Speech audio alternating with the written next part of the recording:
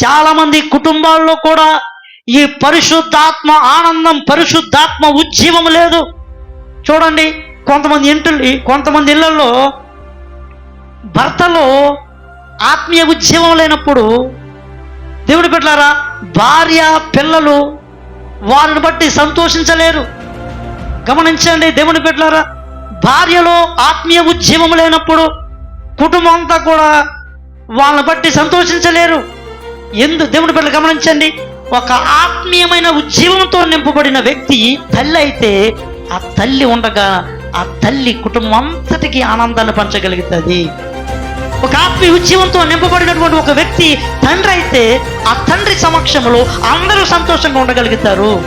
దేవుని బిడ్డలారా, ఈరోజు నీవు ఒక కొడుకు అయితే నీవు నీ కుటుంబానికి ఆనందాన్ని నింపగలుగుతావు. ఈరోజు దేవుని బిడ్డలారా గమనించండి, ఈ లోకము అటువంటి వారి కోసమే ఎదురు చూస్తుంది. దేవుడు కూడా అటువంటి వారి కోసమే ఎదురు చూస్తున్నాడు.